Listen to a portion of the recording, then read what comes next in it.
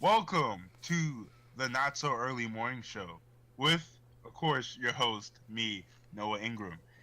And today we'll be discussing the book Kindred by Octavia Butler. I am happy to, uh, have our guest star, Ricardo Hammonds Jr., with Oh, us today. hello, hello.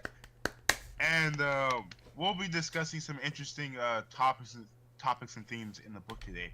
So, uh, shall we begin? We shall. Uh, First part we're talking about white people. White people throughout the book, it's kind of like I would say there's different types of. Well, I should say there's different types of white people, of course. Mm-hmm. We're gonna be start off with Kevin. Kevin is a PC type of guy, political correct. He's a progressive. He tries to, he's like, I don't believe in racism. I prefer to have equality. And he's like that type of guy. Mm-hmm. More to an extent, Right. And And wait, sorry to interrupt, but oh even though yeah, he's politically correct, everyone has their prejudices. Everyone has preset beliefs prior to meeting people. That's just kind of something that we've been introduced, and it's been kind of hammered into us by society. It's like, okay, so like black people in the stereotype of them eating fried chicken, watermelon, and Kool-Aid. And when you see that, it's like, oh, not surprising. It's the stereotype. It's like, okay, we get it. And it's like, you see a black guy in a hoodie walking towards you with his hands in his pocket. You're gonna kind of get a little scared. It's like, if you're a white guy, you're gonna be like, oh, all right, I think I turned the wrong corner. And the same thing with um, and if he was white, you probably would not think that the same thing. You can continue. it's it's true, But yeah, Kevin, he does show he cares, but he has this thing where he feels that if there's a point where he feels that he has like racial tendency, well, these racial thoughts, this racist thoughts, he feels guilty about these things because he's opposed to them. So this is like one thing that really hurts Kevin is seeing people like enslaved and people getting hurt. It's just one of those things that really affect him. Exactly, Uh, especially when he's seeing women being enslaved. It's like, my wife could be in that situation, and my wife is in that situation. He finds out, in various circumstances.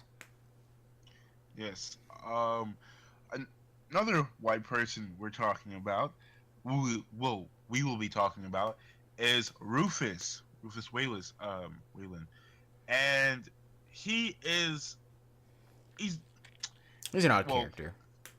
I would say, he shows that he quote unquote cares, but then turns around and is like, I'm selling you guys, what's up, Exactly. and it's odd, he's like, I care for you, I'm gonna do this, I'll do what I can, but then he ends up doing other some things that contradict the things he says, Mm-hmm. and you're kind of left in this confusion, like where does he lie, and it's just that it seems like he does it more on personal gain. The more, if you're more of a benefit, of course he's gonna do what he can to help you, but if you're not, you're going out with the trash. uh, Yeah. Pretty would you much. I like to mean, add? he's a pretty racist guy, But I mean, like, like he said, like my partner said before, he says that he um exhibits some type of feeling for certain people, but he only has feeling for those people, those slaves, not even people at this point. Those slaves, because he has something to gain, like Alice and her sexual attributes, and Dana and her teleportation ability and her ability to be there when he needs her. He can't let those people go, and that's why he has to treat them a certain kind of way. But if they didn't have those powers, or they didn't have those the things that he was looking for, those attributes, then he probably would kick them to the curb, and probably wouldn't care. And when he's racist, and he cares to an extent, when it comes to it, he'll be quick to kill you or sell you off or anything of that nature. Yes. Next type of white person we'll be talking about is Thomas Whalen. Tom Whalen. Uh, Making up my own names here. Uh, so he's doesn't need much explaining. He's your typical white massa. He's gonna buy you, kill you, work you to death. You know, you're there. Yeah, sometimes literally work you to death. You're dead. You know, you run away, you get hit with the whip. Yeah. I doesn't need much explaining there. Yeah. So. Don't mess with the Whalen or you get the whip. The Whalen whip. Okay, so next we'll be talking about oppression and kindred. Oppression is basically putting someone down, um, simply also to raise your own self up too. And with this, of course, oppression is seen throughout. Whites oppressing the blacks, blacks, slaves, African Americans, or African descent, whichever one. I'm not trying to offend anybody here. And even some blacks oppress each other. And like, how can that happen? It's like, well, some black people are like, oh, okay, I'm better than you, or even I'm of a lighter skin tone than you, therefore I'm closer to white, and therefore whiteness, and since white equals power in that time period, it means I have more power than you, and I have more social authority and more social like wiggle room to do whatever I want to do. And it's like, the whiter people had the lighter skin they were, that they would go and work in the houses as opposed to working out in the fields to, I guess, preserve their beauty or something prideful like that. Yes, and that will, and also, along if they're more favorable, they'll say I have more authority to impress the other ones because they need to have some type of ranking. It keeps them, quote unquote, safe. Yeah, and it keeps them in a social balance. And it's like, some people are like, oh yeah, we have to put people into categories or else everything will be all over the place. And it's like, well, that's true, but don't make those categories so bounded and defined. Make it like the harder you work, the more you get, and the more power you obtain. And the thing with power is that there's always going to be a person who has more power. And it's like, power is essentially the ability to control others or manipulate others to your will. And the whiter you were back then, the more power you had and the more ability you had to manipulate others to your will. And also, a little side note, in modern day, if you're a woman, you have power just by being a woman. You have, your seducing skills. Typically, okay, I'm not trying to say every single woman is a seductive person. I'm just saying that, like, the general stereotype of women is that, oh, they like to seduce men or something like that. And also another thing is, like, they can call rape whenever they want. You'll get arrested, no questions asked. Back on topic, white people oppressed the black people, and that's just how it was. Also, the whites suppressed the blacks. Simply giving them a more higher standing in the social ranking. Also giving them making them feel special because they're like, hey, we are the better life form. Yeah, when they came to America, they were like, okay, there's a bunch of Indians here. We're obviously superior than them. Either you do what we say or you die. And that's the sad reality of it. It's like, okay, we're gonna. Oh, go ahead. Yeah, that's basically the motto back then. Yeah, do what we say or you die, and that's kind of the motto back in the 1800s as well. Next up. So, yeah. Then character development. So when it comes to character development, we'll start off with Rufus. So Rufus starts off as a innocent, it's not like not not to a point of where he understands racism on a complex level because he is just a child. But we clearly see that he has this destructive mindset in a way where he does burn down his father's barn because he stole his horse. So just from that, you're like, this kid's crazy. And he's kind of spoiled, It's like my daddy took something away from me. Hint, taking away from him. The notion of something being taken away from Rufus that he has had something, that he's had close to him, seems to rile him up. And so this is very, very prominent in when you see Alice being taken away from him, abandoning him, if you will, and he gets upset, he gets furious, he gets enraged, and he tells Alice, this drops this giant bomb, figuratively, that he sold her kids. So he gets really upset when people leave him, especially like Dana is another example. So throughout the story, Rufus does grow and develop. He understands, he's dominant. These are slaves. He owns them. They're there to do his bidding. And he does still have this special connection with Dana where he does respect her. And he's like, all right. But as time goes on, Dana comes back in and out. Rufus gets older. Rufus is at this point where he develops these feelings for Alice, which he rapes her out of these feelings, and so she runs away.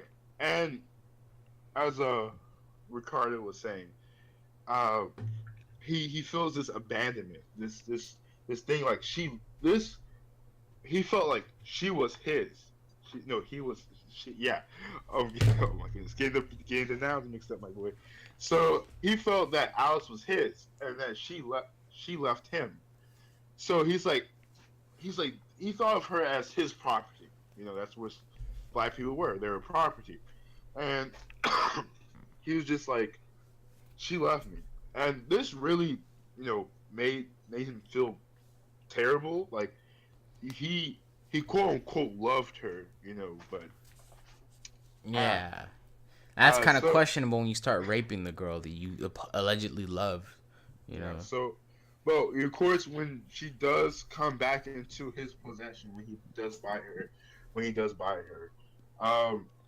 that's when, he's taking care of her, right? But of course, when she's conscious, when she regains her memory, he's like, hey, and then I like you, and I want you. Yeah. And then he starts to take care of her in a way that she doesn't want to be taken care of. Yes. So, at that point, it's like you clearly see that Rufus becomes this man who is he's selfish. He's selfish and obsessed. Yes, and he doesn't like to be alone, and he doesn't like the fact that something can be taken away from him. That he absolutely hates it. And when Alice does try to run away again, this is when they have children. Like Ricardo was saying, she told Alice, "Hey, I sold your children," because he was the feeling of her just leaving him. He hates it, so he wants her to feel the same pain he felt. And Alice takes it and kills herself. So. Very sad ending, but yeah. It kind of backfired on Rufus, and Rufus like, she killed herself.